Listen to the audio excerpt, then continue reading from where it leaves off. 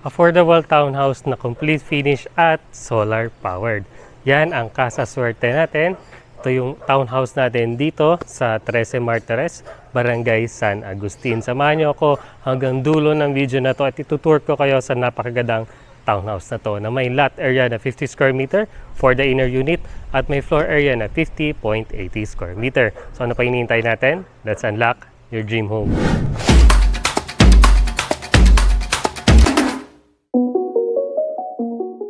Small community na malapit sa lahat.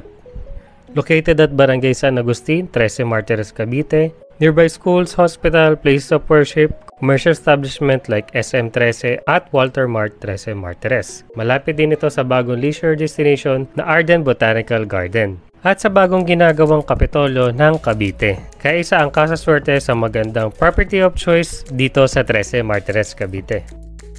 My name is Justin Espelenbergo and welcome to another home tour.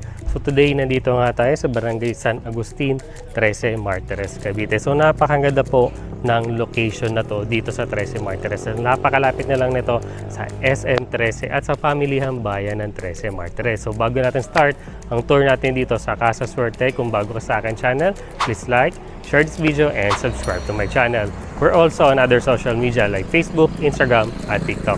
So paano? Start na natin ang tour natin dito sa Casa Suerte. So this one po, ito na po yung pinaka-actual turnover natin for the Casa Suerte. So ito po yung ating pinaka-inner unit which is 50 square meter na lot area. At ito naman yung isa, yung end unit. Ito naman po yung 75 square meter natin na end unit. Or for the corner lot, ganyan din po magiging itsura niya. So ito na po, dito na po tayo sa actual turnover natin. So ano ka lang po kayo, itong gate po, hindi po kasama itong gate. Anong pagka-turnover niya lang po is ganito lang po siya. So di po kasama yung gate tsaka itong mga bakod sa gilid. So napakaganda nga po, nasabi ko nga kanina, napakaganda ng unit na to dahil ang lapit niya lang sa mga establishment na kailangan mo. Lalo-lalo na doon sa pinakita ko sa inyo kanina, yung drone shot. Yan po, nakita niyo po, napakalapit niya lang sa Walter Mart, Pure Gold, sa SM 13 nga po, at saka doon sa bagong ginagawang Kapitolyo ng Cavite. So napakalapit niya lang po dito. Sobrang accessible niya na po. So ito naman po, napansin niyo naman po yung ating theme or pinaka-design niya sa unahan na napaka-modern, contemporary, modern as well as Mediterranean style po niya. Diba? Napakaganda. Parang classic na bahay at modern as well yung pinaka-facade ng bahay ninyo. So nga ito po yung pinaka-parking space natin for the house. So kasyang-kasya mapa-sedan, mapa-SUV dito sa parking space na to. At dito nga rin po matatagpuan ang pinaka-Poso Negro natin. So nga po, tuloy na tayo sa loob. So this one will be the actual turnover for the inner unit. So ang pinaka-pintuan natin dito, flash metal door po ito. Gawa siya sa bakal. At ang ating hamba, ganun din po. Gawa siya sa bakal. At napakaganda ng design nila dito sa facade. Dahil naka-owning or nakalagpas yung pinaka-second floor mo. So, hindi masyadong nababasa yung bintana mo as well as dito sa pintuan mo. So, nga po, dito sa unahan, hindi ko na mag-git sa inyo kanina, may mga outlet na rin tayo for the water at sa electricity. So, if ever na magka-car wash ka at mag-vacuum ng kotse mo, diba? Okay na pa-accessible ng mga outlets. So, ito na po yung pinaka-actual turnover natin for the inner unit. So, napansin nyo naman, di ba? Complete finish po tayo dito upon turnover. At napansin nyo, alam ko, ito yung unang napansin mo, itong design na to. So, parang pwede mo ilagay mga hidden lights yan. Kasama na po yan upon turnover. So, ganyan po ang ceiling natin. May design na po ang ceiling nyo. So, titira ka na lang, di ba? So, gamit mo na lang ang dadali mo sa unit na to. So, nga po, ito yung pinaka-living space nyo. Maluwag ang living space po natin. At napakalapad po nung bahay. So, malapad po yung bahay natin hanggang dito sa may unahan. Yan. Mapapansin nyo po yung lapad ng pinakabahay natin. Pwede ka maglagay ng sofa mo dito. Pwede mo lagyan TV dito. So, napansin nyo na rin po yung pinaka-solar panel system natin. So, ito nga po yung pinaka system natin. This one is a hybrid or net metering po siya. So wala na po siyang battery. So napakaganda po niyan. Less maintenance tayo. Dahil walang battery, so ang mangyayari, more on savings po siya. So ganun po siya. So for example, like this day po, maaraw siya, pero di naman kayo gumagamit ng kuryente. So baliktad ang takbo ng kuryente nyo. So si Meralco may utang sa inyo. So ganun po yung mangyayari dito. More on savings po ang ating solar system po dito or solar panel system natin. So napansin nyo ba, napakaganda niya, so less maintenance, wala kang na masyadong gagawa niyan. I-on mo na lang yan, okay na po. So dito naman tayo sa ating staircase. So sa ating staircase, di ba napansin nyo, napaka-classic design ng ating staircase. So ang pinaka-steps po natin, solid po ito na kahoy or hardwood po siya. Yung pinaka-gitnang bahagi ng ating steps, ang ating railings ay gawa sa tubular na bakal. Yan. Tsaka pinakababa naman po natin dito, buhos po siya. Ito po yung pinakababa niya, buhos po siya. Tapos ang pinaka-step niya po is kahoy. Di ba napakaganda niya? Ang ganda ng ating staircase, kahit di mo na nga siya galawin, kahit di mo na nga lagyan ng storage dito sa baba, para mas maganda siya tingnan, di ba? Okay na okay itong staircase natin. So di naman, pag inner unit ka, yung pinaka-kitchen mo nandito sa loob. Pag end unit ka, mamaya papakita ko sa inyo kung itsura ng end unit. Yung end unit natin, kitchen natin nasa likod. So for the inner unit, ganito po siya, nasa loob siya ng bahay. Naka-tiles na po tayo dito sa taas. So, ang ganda po ng tiles nila. Ito po ay parang 120 by 60 na porcelain tiles. Dito rin yung pinaka-backsplash niya rin. Ganda, marble yung pinaka-finish niya. Tapos, yan, meron na nga po tayong aluminum dito na cabinet sa baba. So, hindi nyo na masyadong kailangan paggawa ng base cabinet. Siguro, overhead cabinet na lang papagawa mo dito. Naka-stainless steel na sink na tayo as well as the faucet. At ang maganda dito sa Casa Suerte, napansin nyo naman, di ba? Napaka-generous nila sa mga outlets. So, napakadami nating outlets dito. So, hindi ka na problema kung mag-charge ka ng phone, wala ka na kaagaw sa mga saksakan. Kasi napakaraming saksakan dito sa Casa Suerte. So bago tayo pumasok dito sa toilet and bath, mamaya, puntahan muna natin pinakalikod or pinaka-service area natin. Sa service area natin, ang pintuan natin ang ganda rin kasi flush metal door din siya katulad nung nasa unahan. Medyo mas makipot lang siya onte kasi malapad nga po yung front door natin. So this will be the service area. So ang property po natin hanggang dito lang po siya for the 50 square meter na lot area. So maluwag po siya at sementado na rin po yung pinaka-floor natin dito. At dito sa side na to, mapapansin nyo rin po, mayroon na tayong saksaw outdoor na outlet. At ito nga po, naka-ready na rin for the faucet. So yung pinaka-tubo po na ginamit natin dito, hindi yung kulay blue na tubo, yung kulay white po siya, yung PPR. PR ata yun. Correct me if I'm wrong. Kung sa mga nakakalam dyan, comment down below. Ano ba yung ginagamit? Ano bang tawag dito? Yung kulay puti na pinaka-hose na ginagamit nila. So yun po, alam ko makapal yan eh. Tsaka magandang klase talaga ng hose. Hindi katulad yung kulay blue na PVC na mabilis mabutas.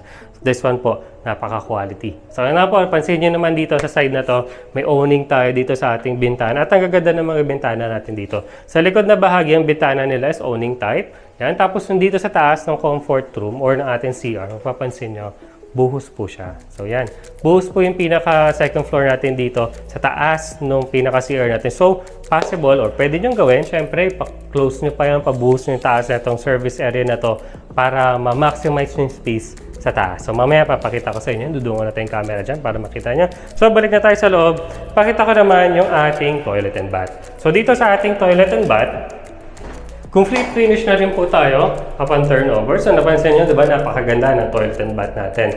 Yung ating tiles dito sa ating shower area is napakataas. This one is 30 by 60 na ceramic tiles.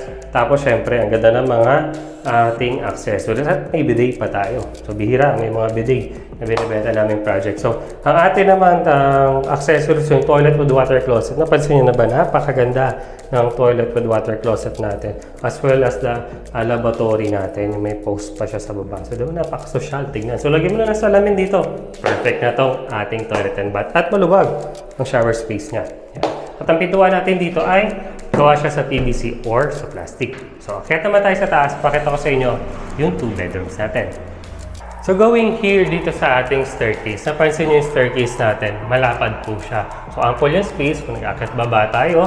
At syempre, meron tayong bintana dito sa side na to na hindi masyado magiging madilim yung pinaka-staircase natin. Diba? Ganda ng staircase, ano siya, maliwanag, tsaka ample nga yung spacing natin. So, pwede ka maglagay ng chandelier na dyan, ma-portrait ng family mo sa area na to. So, dito na tayo sa ating bedroom dito sa second floor. So, ang pinaka-flooring po natin dito is naka-tiles na rin po tayo. Napapansin nyo, napakaganda ng tiles na ginamit nila dito. Yung pahahaba siya na wood plank siya. Diba? Ang ganda ng pagkagawa nila dito. At ang mga pintuan natin dito, pansin nyo naman, yan, this is a hollow po siya na wood, pero ang ganda po ng design niya. Ang haba niya, gawa rin po siya sa kahoy po ito. Tapos ang mga partition natin dito is fiber cement board. So, yan na po, complete finish po tayo. So, tuloy po tayo dito sa ating second floor. So, this will be the second bedroom or pinakaunang bedroom sa likod na bahagi ng bahay. So, ito yung perfect location para sa bedroom ng mga anak mo. So, malaki pa yung space natin. So, mapapansin nyo dito sa side na to, lubog pa po siya. So, pwede pa po kayo maglagay ng space dito for the cabinet or walk-in closet ng anak ninyo. So, mataas din po yung ceiling natin. Ang height ko po is 5'8". So, yan, visualize nyo na po kung gaano kataas yung ceiling natin. So, ceiling natin, kada rin po, painted na rin po siya. At ang bintana natin dito sa likod ay, yan, may ano siya, aluminum encasement siya na awning type. So, yun po, papakita ko sa inyo yung kaninang sinabi ko sa inyo, yung pinakataas po yan ng ating bathroom. So, yan po, napansin nyo, diba, buhos na siya. So, pwede nyo paduktungan na lang to, diba?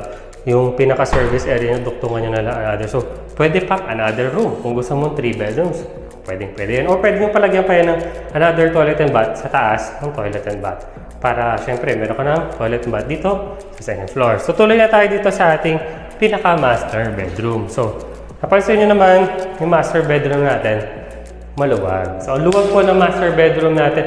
Actually, ito, pwede mong gawin 3 bedrooms. So, kung hindi lang talaga siya complete type, diba? So, pwede mong maximize pa tong room na to. Syempre, maluwag pa yung front area mo. So, possible pa, syempre, ang expansion ng bahay mo in the near future, di ba? So, maluwag to ating pinaka-master bedroom kahit isang queen-size bed dito sa area na to, kasyang-kasya, di ba?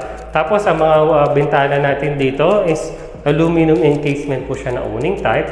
At dito po, hindi ko rin naturo sa inyo kanina doon sa another room, meron tayong mga naka-ready na outlet for the aircon. So, nasa inyo na yan kung bubutasan nyo for the window type or for the split type aircon. So, punta tayo dun sa ating module unit para ma-example kayo kung ano yung tsura niya pag end unit or pag may mga gamit na. So, tara tayo dun.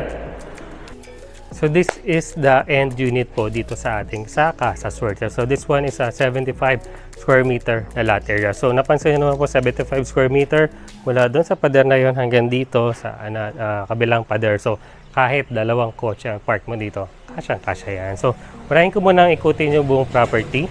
So, dito sa side na to. So, end unit nga. So, pag end unit may mga bintana tayo dito sa gilid. Napansin nyo, meron tayong 4 na bintana dito. At may mga faucet as well as the outlet po for the electricity. So nga po, ang sinabi ko sa inyo kanina, pag end unit tayo, yung pinaka-kitchen natin, nandito na sa likod. So yun nga po yung pinaka-inner sa inner unit natin, nasa loob yung kitchen ito. Same lang din po yung pagkagawa, ganun din po siya. Naka-porcelain tiles pa rin po siya sa counter tile. Stainless steel sink at meron pa rin tayong aluminum na frame na base cabinet dito sa baba. So yan, ito po yung kagandahan pag end unit yung kinuha mo. So, tuloy na tayo sa loob. So, dito pala sa Casa Suerte, maliit lang siya na property o maliit lang siya na subdivision. So, hindi kayo ganun ka-crowded dito sa area na to. So, yan. Welcome po dito sa ating furnish na model unit dito sa Casa Suerte. So, napansin nyo, di ba, mga gamit na tayo. Ang ganda, tignan ng ating ayun nga, kagandahan nga rin po, pag end unit may mga bintana kayo sa gilid. So, maliwanag ang pinaka-space nyo dito sa loob. So, this one, ang ganda ng lagay na ng sofa dito. Pwede ka pa mas maglagay ng mas malaki pang sofa sa area na to dahil maluwag yung room natin na to. At syempre, nandito nga, mapapansin nyo yung ating net metering na solar panel system. So, nakita nyo naman diba sa drone shot, may mga solar panel sa bubong netong model yun na to. So, ganoon din po yung unit natin, same with the inner unit. Ang pinagkaiba nga lang dito, may mga gamit. Pero yung finish, napansin nyo, ganun pa rin. So, yung iba yung ceiling natin, napansin nyo, ganun pa rin po siya. Ang pinagkaiba lang talaga yung pintana sa gilid. So, yung size na rin po ng bahay, same din po. At ang ating CR, yan, same pa rin naman po yung CR natin. Ganun din po, wala rin siya masyadong pinagbago. Ang pinaka-finish na is ganun pa rin. So, punta tayo sa second floor. Yan, punta tayo sa second floor. Dito sa second floor, yan, makikita nyo na kayo yung itsura niya pag may gamit na tayo or pag may kama na. So dito sa second bedroom sa likod, wala silang nilagay na kama. Pero doon sa ating master bedroom meron. So ganun din po siya. Mas maliwanag po ang room natin pag may mga bintana na sa gilid. Dito sa end unit. So dito na tayo sa ating master bedroom. So sa master bedroom natin, meron tayong kama dito. Pero napansin nyo, di ba? Maluwag pa rin yung space natin para dito sa master bedroom. At ang end unit nga po, yan, pansin nyo, may space ka dito for the, pwede mo customize na cabinet sa area na yan. So, yan po yung ating model unit dito sa Casa Suerte. So, punta tayo sa part na gusto mong malaman. Sir Justin, sobrang interested ako sa bahay na yan. Magkano ba yan? At gusto ko mag-reserve ng unit. So, tara, puntahan natin yung pinaka-price ng bahay na to.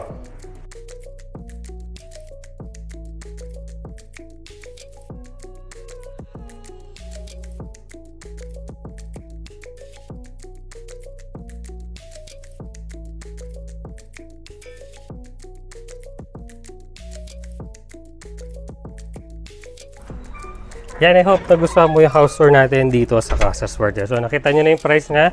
So, napakaganda ng price niya, diba? Napaka-affordable niya para dito sa location na to. So, yan po yung price natin. At para naman kung gusto nyo malaman kung ano yung mga requirements for the local employed at sa OFWs, kindly click the first link dyan sa description sa baba. Diretso na po yan sa aming messenger. Pwede nyo na kaming kontakin. Sir, ano ba yung requirements for the OFW? Sobrang interested ako dyan. At kung may mga other question pa kayo dito sa Casa Suerte, pwedeng, kayang-kaya po namin sagutin yung mga question niyo. So, dito na po magtatapos ang house tour natin. I hope nagustuhan mo to. Kung nagustuhan mo to, please leave a like, share this video, and subscribe to my channel. We're also on other social media like Facebook, Instagram, at TikTok. Thank you so much for watching, and see you on the next one.